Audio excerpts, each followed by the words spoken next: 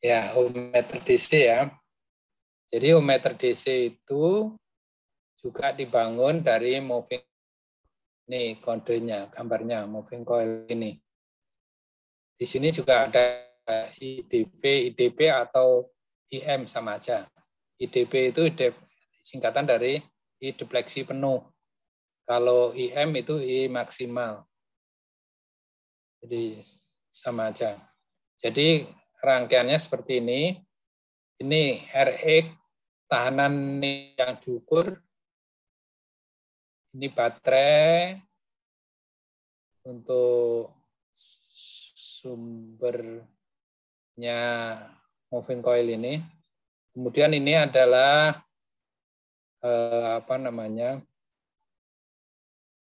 tahanan yang digunakan untuk mengatur, mengecas ya. Jadi ini di sini ada dua tahanan. RZ itu tahanan yang digunakan untuk mengatur dan sekaligus pembatas. Makanya ini dibikin dua, satu sebagai pembatas yang 0,9, yang ini mengatur. Itu dua-duanya ini ada dua. Jadi kalau di dalam gambar nyata gitu, nah ini R2 itu bisa diatur dengan ini. Ini bisa kita atur posisinya. Kalau ini kita atur, maka skala ini nanti akan berhenti sesuai dengan yang kita inginkan. Tuh. Nah, skalanya yang paling atas ini ya. Dari nolnya di kanan, ininya di kiri. Nanti saya jelaskan kenapa begitu. Tak terhingganya di kiri. Ini ohmmeter. Kalau voltmeter DC itu ini skala 0,25 sampai 1 ampermeter DC yang ini 0,25 sampai dari 0 sampai 0,25 ampere. Ini 25 miliampere. Nah, kalau tahanan ini nanti ya skalanya ya. Ada X1, artinya skalanya 1, ini skalanya 10, ini skalanya 100. Ini batasnya adalah 10 kilo ohm. Jadi ini batasnya. Yang digunakan R2 tadi ini. Oke, saya kembali ke sini. Sekali lagi, RM, IDP tentu kamu harusnya sudah paham banget itu kan, karena ini basisnya adalah DC dengan menggunakan penggerak skalanya itu pakai kumparan putar atau moving coil. Yang gerakan servalnya sudah kamu pelajari. Moving coil itu menggunakan magnet permanen dan tentunya lilitan dan silinder besi yang bekerjanya torsinya dihasilkan ada C kali I kali N kali A Newton meter ya. Kemudian untuk fungsi sebagai ohmmeter maka rangkaian luarnya seperti ini. Tentu ini beda untuk ampermeter. Kemarin kalau ampermeter diberi tahanan SAN yang dukung paralel dengan RM ini. Kalau voltmeter, tahanan pengali namanya diberi tahanan mirip seperti ini. Mirip seperti ini, tapi tidak ada ini, tidak ada RX-nya ini. RX-nya nggak ada. Baterainya sebagai sumber skala ada. Nah ini yang rangkaian ini, rangkaian untuk ohmmeter, ini ya. Ada dua rangkaiannya. Yang kalau kamu sebetulnya prinsipnya seperti ini, tapi ada bentuk rangkaian yang saya jadikan sebagai tugas. Nih. Ini R2-nya, ini R pembatasnya dibuat seperti ini. Kalau tadi kan seri kan, ini sebenarnya, tapi dengan RM-nya paralel dia. Ini nanti tugasnya seperti ini dikerjakan di rumah ya. Saya jelaskan dulu sebelum ini ada tugasnya itu.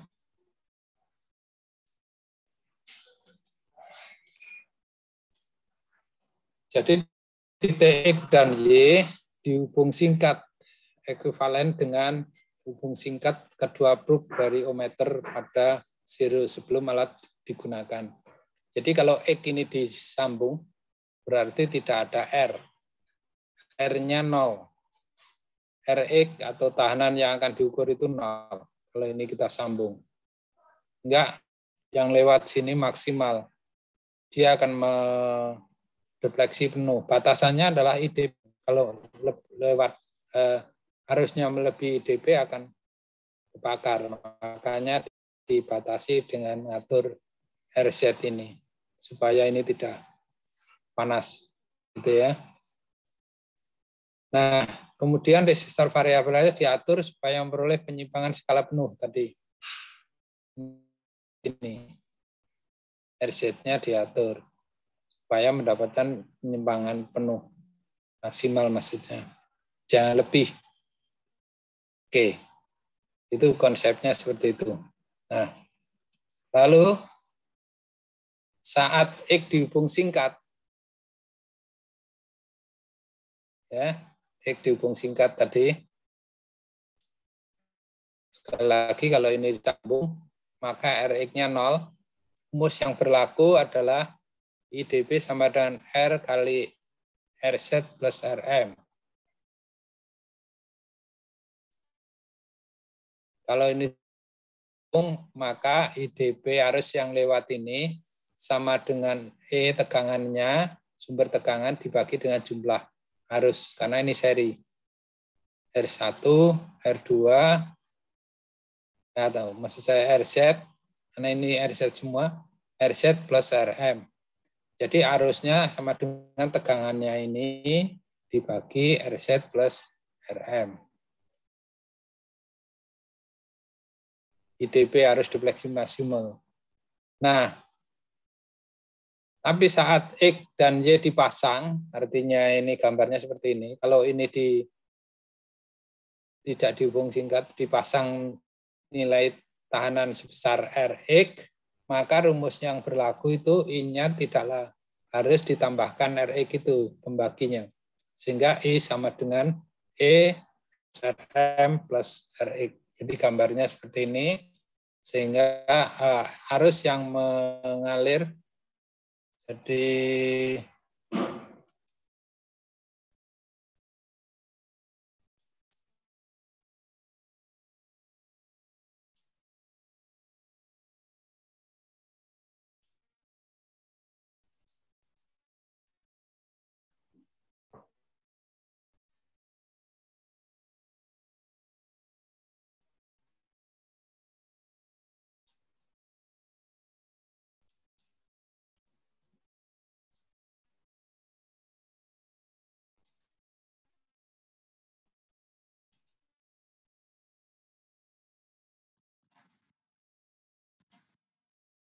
harusnya dia ada arus yang mengalir di sebentar.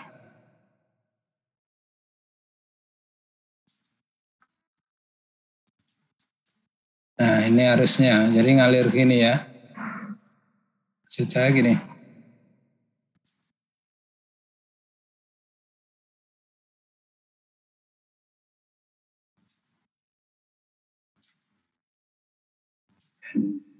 Nah, ini benar. Ya. Nah, harusnya itu I-nya sama dengan E tahanan ini dibagi dengan RZ ditambah RM ditambah RX. Ini kalau RX-nya dipasang. Ini ya. Nah, perbandingan antara arus I ini antara I ya, ini I ya, I besar dibagi dengan IDP ini P ya. Jadi P besarnya sama dengan nih E per RZ plus RM plus RX dibagi dengan IDP. IDP sendiri sama dengan E RZ plus RM. Jadi IDP ini besarnya sama dengan RZ plus RM aja.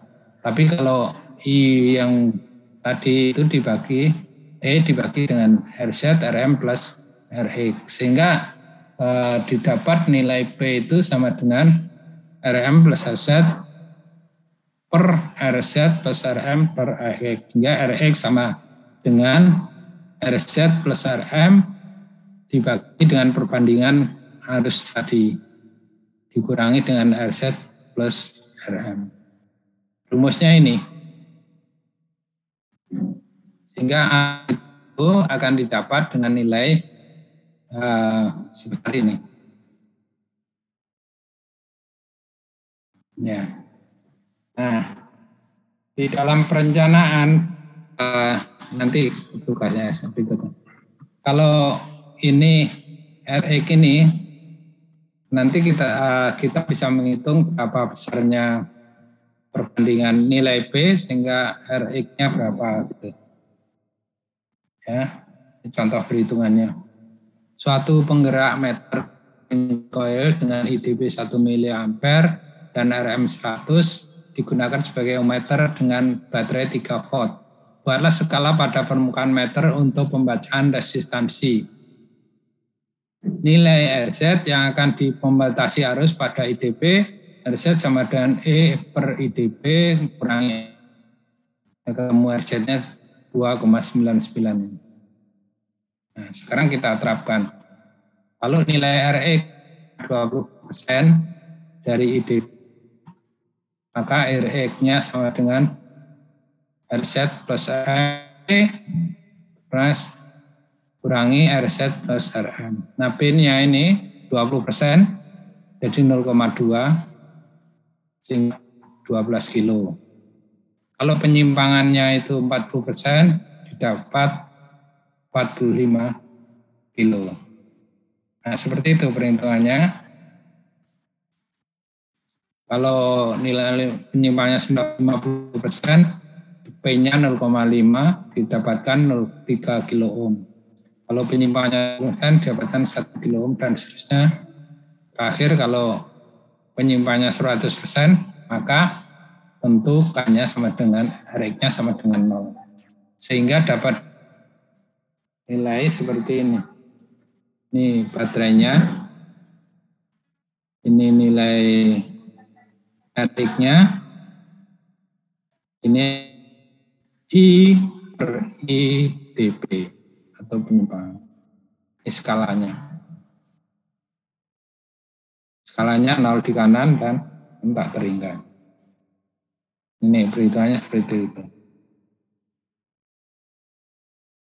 Ini contoh soalnya ya. Suatu penggerak meter 1 dB sama dengan 1 mA dan RM 50 ohm digunakan sebagai ohmmeter dengan baterai 4,5. Buatlah skala pada permukaan meternya. Dicoba ya. Ini nanti saya bagi karena ini sudah mau ya.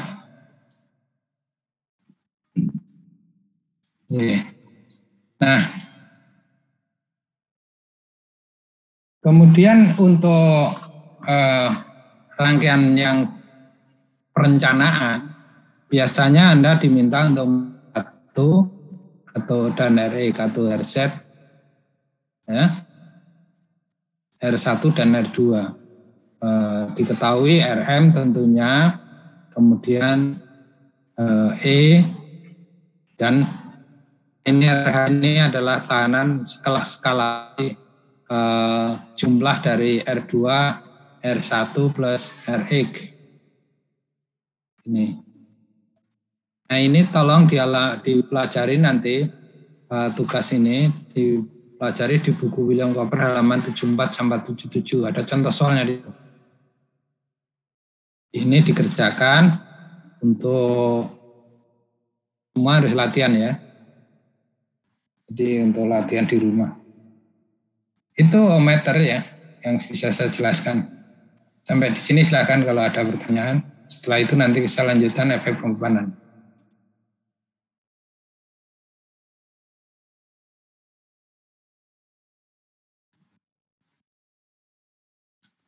Oke, silakan. Kalau ada pertanyaan sekarang buka di internet supaya ada bahan bacaan. Itu masih kajian bab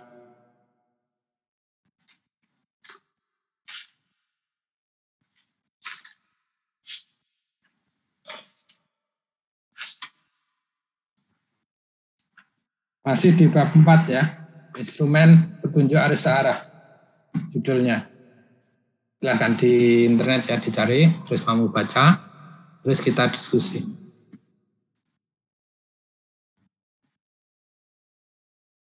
Saya tunggu, kamu belajar, saya tak minum kopi, dan lain sebagainya. Ya.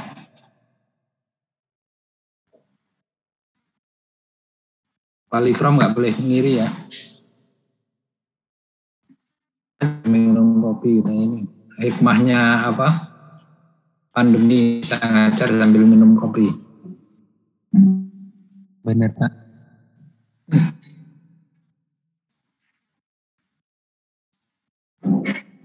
Oke, pelajari dulu nah semuanya. Semua buka internet bab 4 tentang alat ukur searah. Tadi apa judulnya tadi?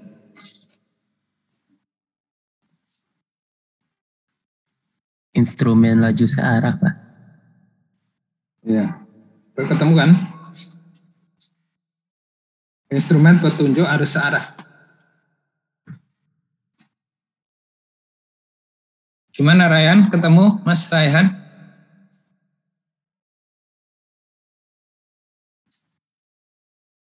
Semua nyari ya. Kalau sulit nyari, tolong nyampaikan apa? Memberitahu kita.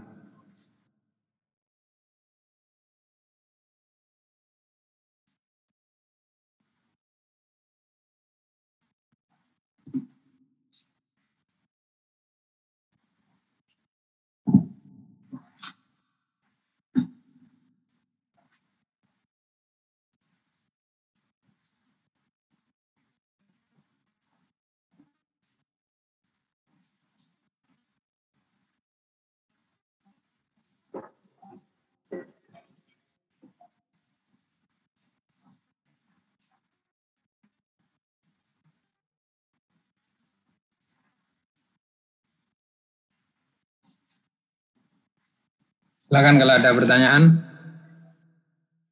Pakai apa namanya? Yang belum ketemu pun boleh nanya loh. Karena jangan belum ketemu. Alia sudah nak? Alia sudah ketemu enggak? Udah Pak, lagi dibaca Pak. Gimana? Sudah ketemu Pak, lagi dibaca. Oh iya, sip. Bagus nak. Jangan kalau bertanya.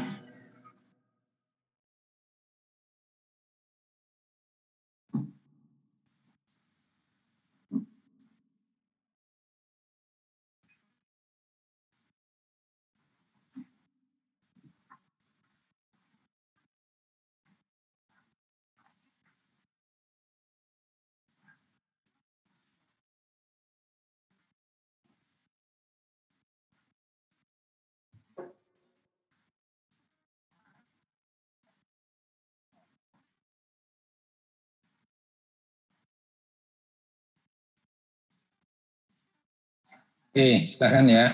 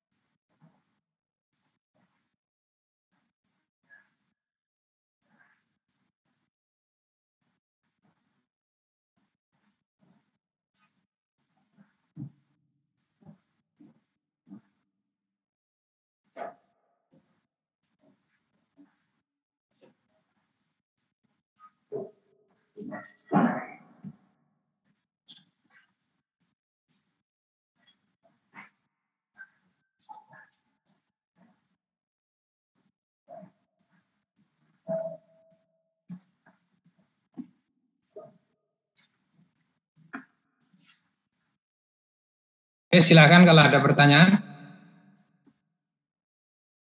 Kalau tidak ada, saya lanjutkan. Diva, silakan Mas.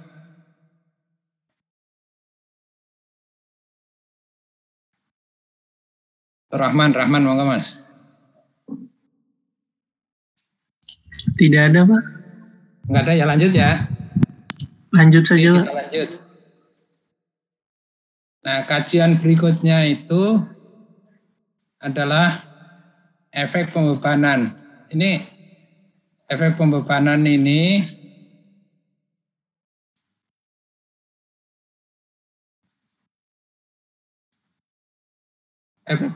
sebetulnya kemarin kan sudah belajar tentang sensitivitas voltmeter.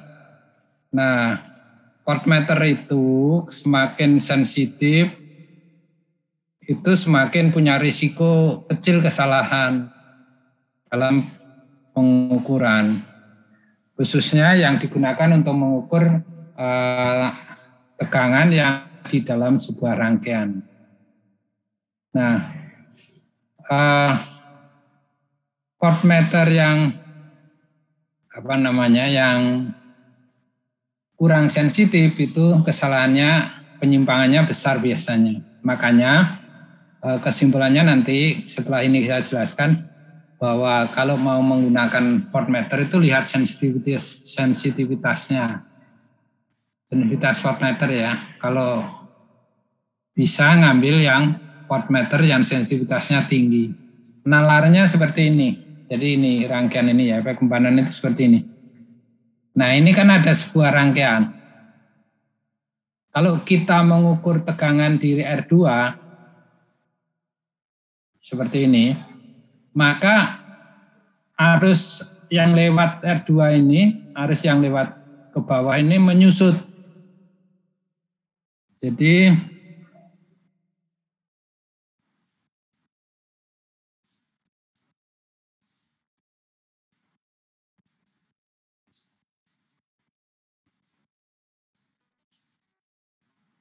arus yang lewat ini yang ke bawah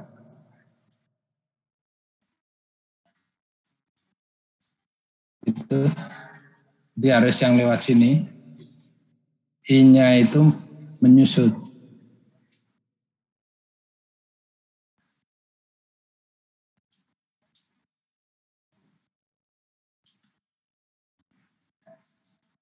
Kenapa menyusut? Karena ini itu R-nya itu tidak R2 lagi, tapi R-nya itu adalah paralel antara R2 dengan RM-nya voltmeter ini. Nah, paralel itu bisa menjadi lebih besar atau menjadi lebih kecil. Kalau menjadi lebih besar berarti arusnya susut. Kalau arusnya susut, jadi I2-nya, I2 yang lewat R2 ini akan berubah karena sebagian I-nya itu lewat V ini, sehingga berapa besar nilai R2 itu sangat tergantung dari I2 itu sangat tergantung dari R di V ini. Nah, R di V itu kan kalau kita rumusnya S itu kan sama dengan 0 kan. Jadi S rumusnya itu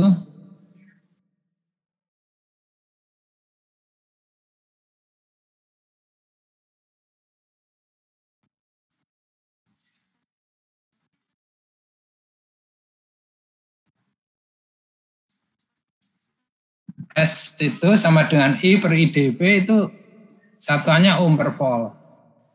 Nih. Jadi volt. Inilah yang menjadi biangnya. Jadi ini diparalel dengan R2 tadi. Sehingga bisa jadi menyusut. Kalau ininya 0, tidak diparalel kan sebesar R2 itu. Tapi begitu diparalel, dia akan menyusut. Nah, penurunan arus ini disebut dengan efek kempanan yang akibatnya penunjukan juga berubah.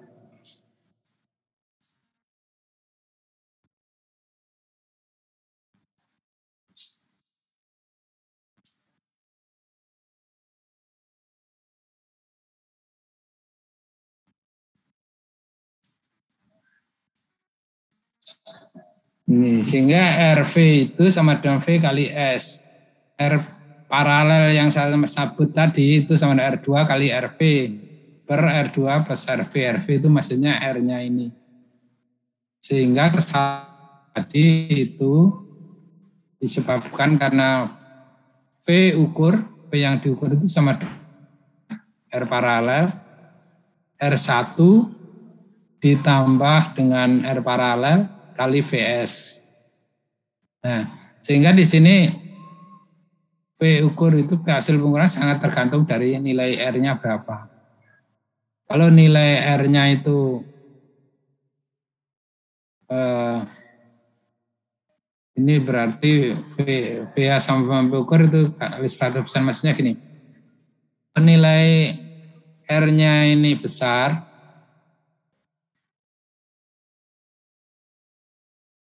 maka nilai V ukurnya itu tidak, maksud saya gini, kalau nilai V ukurnya itu semakin besar, kesalahannya semakin kecil. Tapi kalau nilai hasil ukurannya itu kecil, berarti kesalahannya semakin besar. Karena kesalahan itu diukur V hasil V yang seharusnya, artinya tegangan kalau tidak tidak ada voltmeter ini dikurangi dengan tegangan yang terukur pada voltmeter, dikurangi VA. Nah, hitung-hitungannya seperti ini.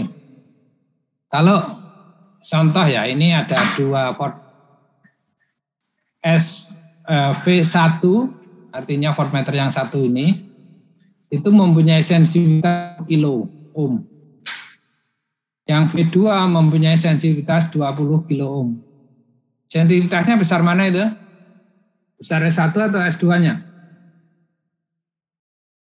V2-nya atau V1-nya? Ini ya. V1 yang dipasang di sini itu sensitivitasnya 1 kilo. Yang ini 20 kilo. Jadi S2 lebih besar, lebih sensitif.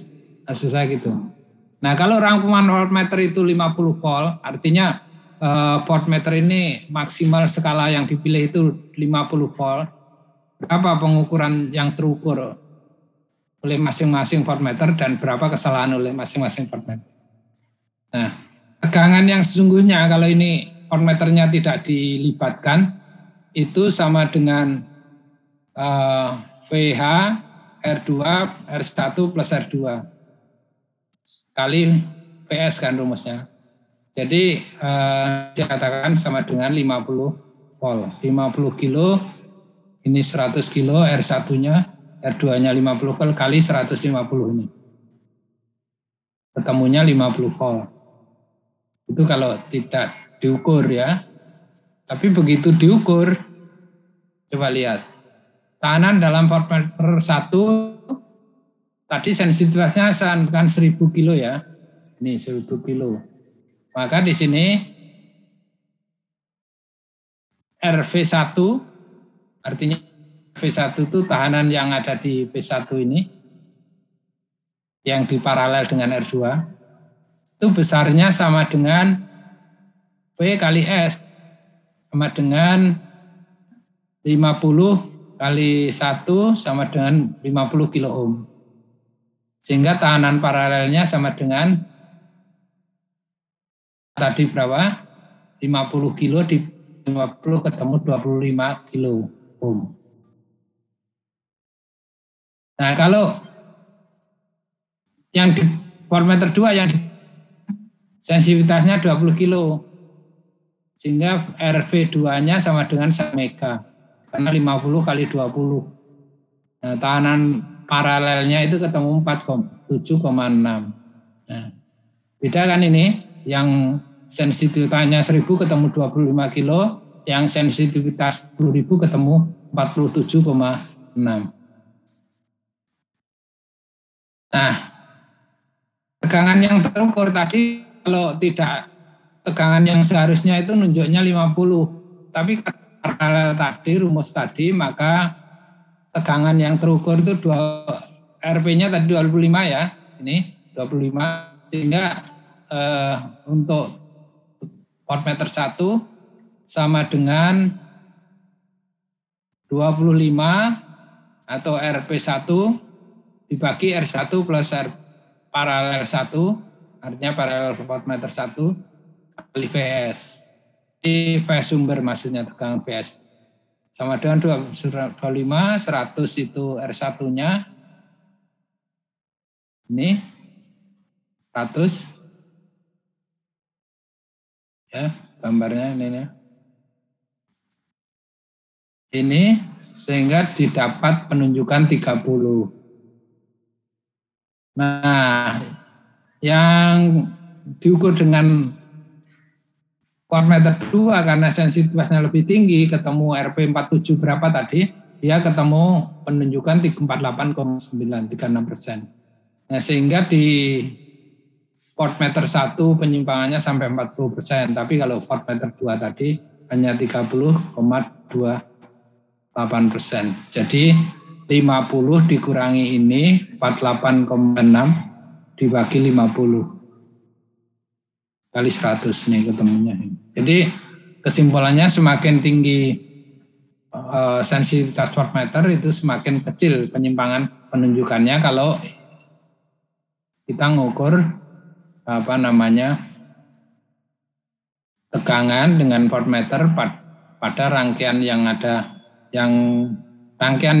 dihubungkan dengan sumber seperti ini. Nah, ini contoh yang kedua ya. Di gambar yang satunya yang di atas tadi. Nih. Jadi kalau menggunakan voltmeter yang sintesnya 1000 tadi atau 1 kilo, dia nunjuknya 30 volt.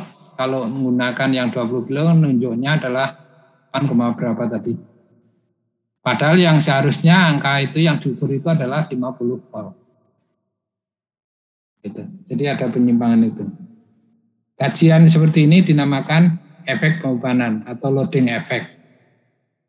Silakan dipelajari. Ini contoh soal lain. Soal sensitivitasnya 100 ohm. Tadi kalau tadi 1000 kan. Rangkumannya 50 ohm. Voltmeter membaca 4,6. Di pertanyaan berapa nilai Rx? Ini untuk ngitung yang lain. Ini Rx-nya yang dihitung. Rx-nya ketemu 200 kilo. Ini soal latihannya.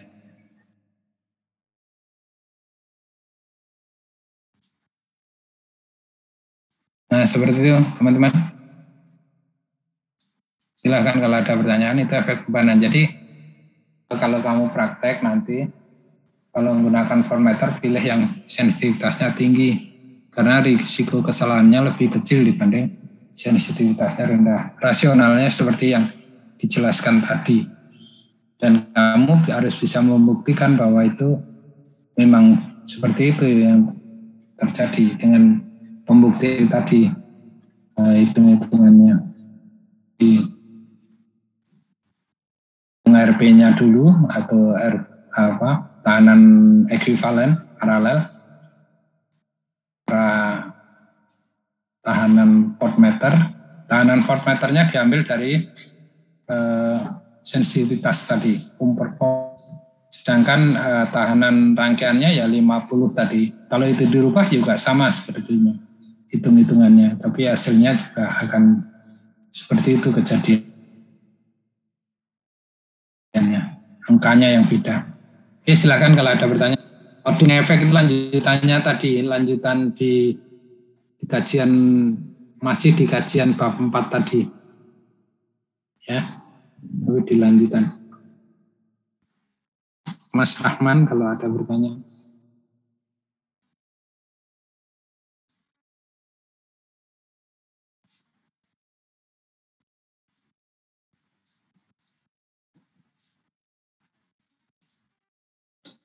Nanti kalau praktek, kamu harus bisa ada satu job sih untuk membuktikan loading effect ini.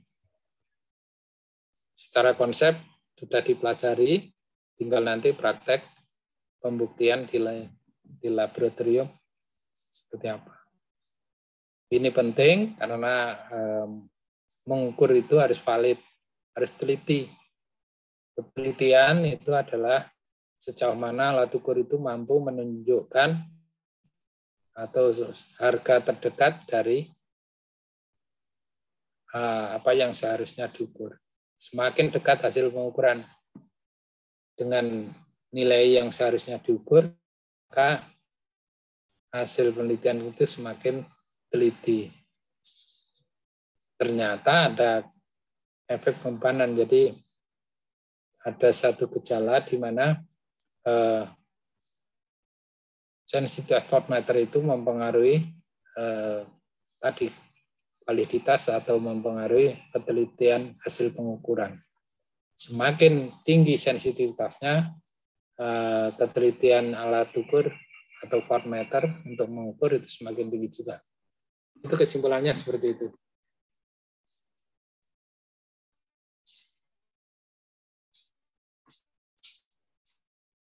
Mungkin hari ini itu ya teman-teman, ohmmeter sudah. Kemudian kemarin saya secara sepilas saya jelaskan ya bahwa mengukur tahanan itu tidak hanya dengan ohmmeter, bisa juga dengan voltmeter dan ampermeter. Nah, R-nya nanti dihitung dengan hukum Ohm, yaitu V per I. Kemudian memperbesar menjadi voltmeter sudah dipelajari, memperbesar batas ukur arus di mana sama dengan merubah ammeter atau galvanometer dan moving coil menjadi ampermeter sudah dipelajari.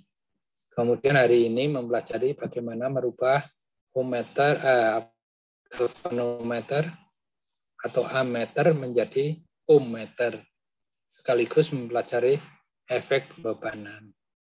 Dengan demikian kajian mengenai alat ukur DC sudah cukup. Minggu depan kita ulangan UTS.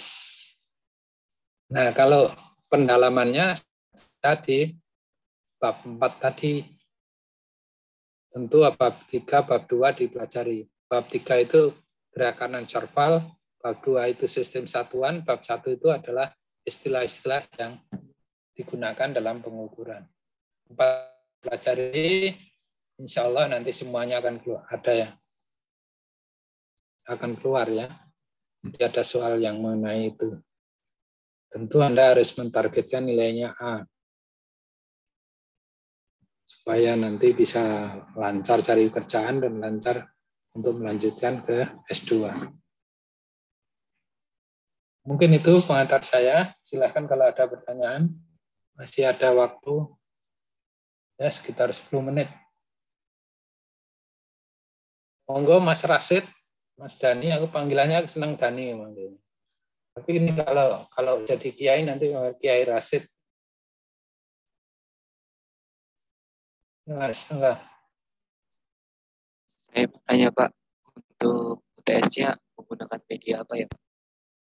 Ya satu-satu ada, nanti istilah ada, kemudian memperbesar batas ukur ada, kemudian ohmmeter ada, terus efek pembebanan ada. Jadi mengukur arus ada, mengukur tahanan ada, mengukur tegangan ada. Yang sudah kita pelajari aja Mas, ya alat ukur DC intinya gitu. Ya. Silakan Anda latihan di buka buku di internet, buka YouTube boleh kalau hobinya YouTube.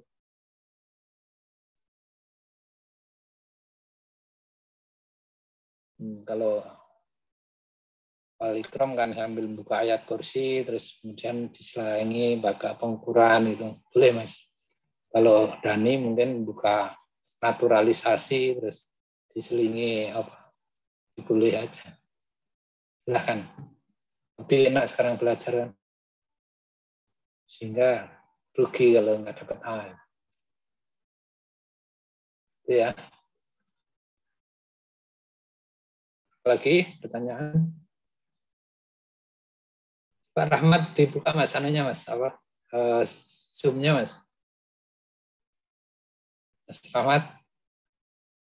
Nah, gitu. Kalau ada pertanyaan. Pak, maaf Pak, saya mau nanya Pak. Oke, Mardika. Ya. Tentang UTS tuh kita pakai Google Form apa ntar pakai kertas gitu ya Pak nulisnya Pak?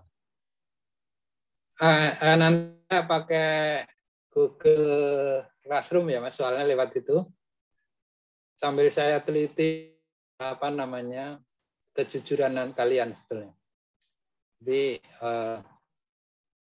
nanti aku sambil meneliti kejujuran. Jadi bagaimana tingkat kemandirian dalam mengerjakan soal. Ini kedetek itu. Misalnya Mas Rahmat pakai jawabannya Deva ya ada rumusnya untuk mendeteksi. Jadi oleh karena itu saya lebih salah-salah dikit nggak apa-apa kalau itu ternyata karya sendiri. Tapi kalau copy paste atau nyalin temennya itu koreksi aja udah males ya. Jadi gimana ya? Apalagi ngasih angka besar gitu. Jadi kejujuran itu modal. Nanti kalau kamu kerja seperti saya gitu. Gitu. Ya Mas ya. Karena internet. Saya nggak pakai protek aplikasi, jadi kerjakan aja padanya. Paling saya detek waktunya.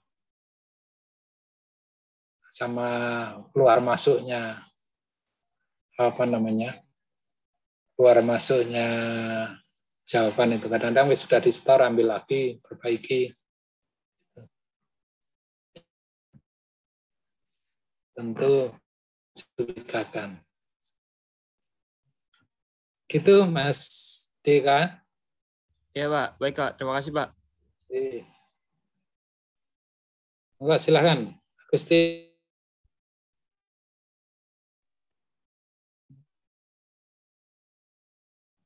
Kalau enggak, jangan nangis. Silakan.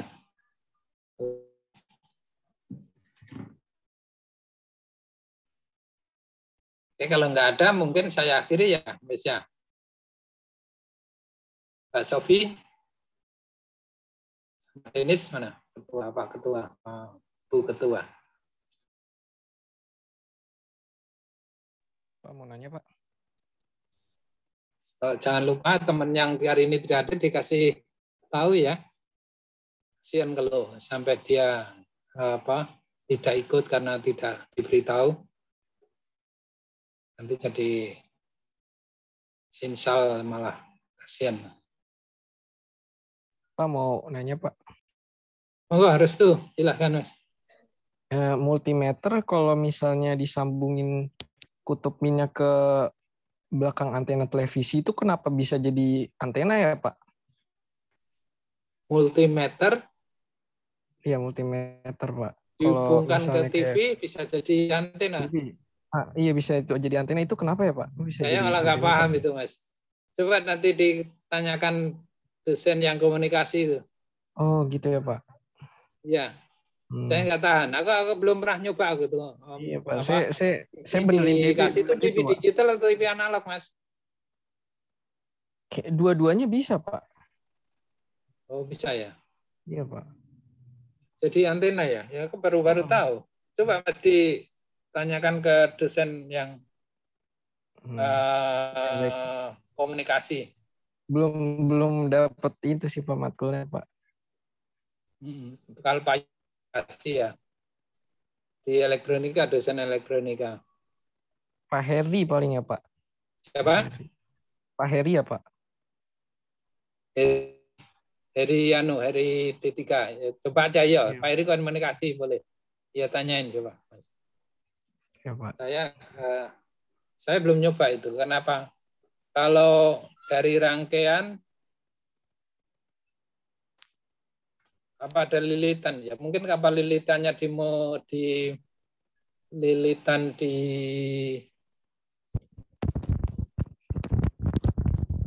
lilitan, tapi kan ada baterai itu di situ. Bisa tambah menangkap ya. Karena kayak kemampuan menangkap itu biasanya pakai osilator dan sebagainya. Sehingga bisa nambah frekuensi, bandwidth gitu. Sehingga bisa ketangkap lebih cepat. Wah ini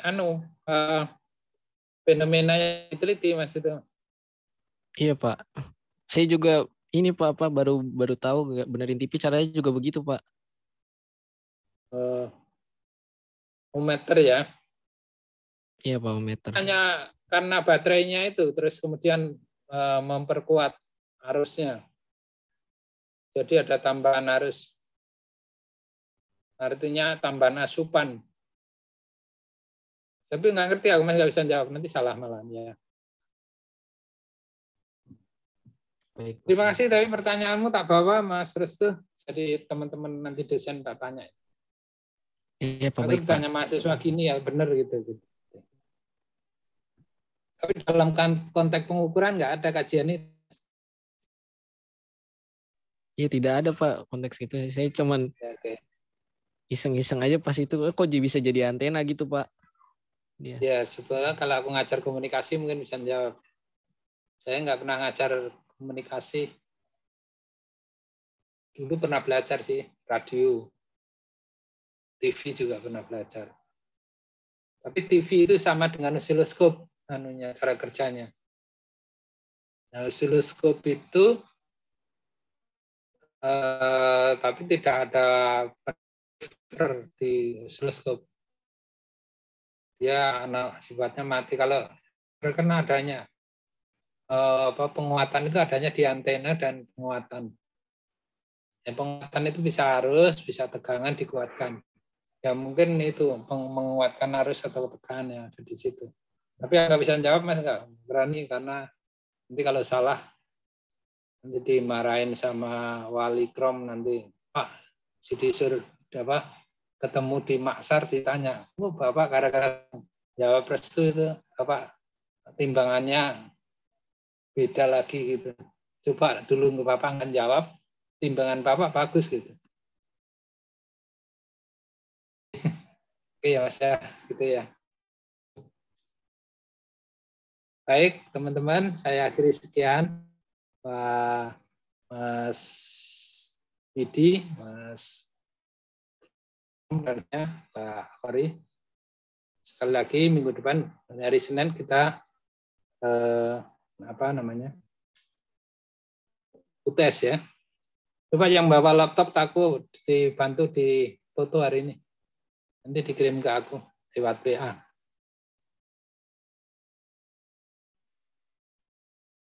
Dika bawa laptop Mas. Enggak Pak, saya pakai HP Pak. Yang pakai laptop siapa ini? Ali? Jara tuh Pak. Zara mana? Coba Mbak Zara. Aulia ya, Zara panggilannya ya. Difoto Mbak, teman-teman. 2 kali ya.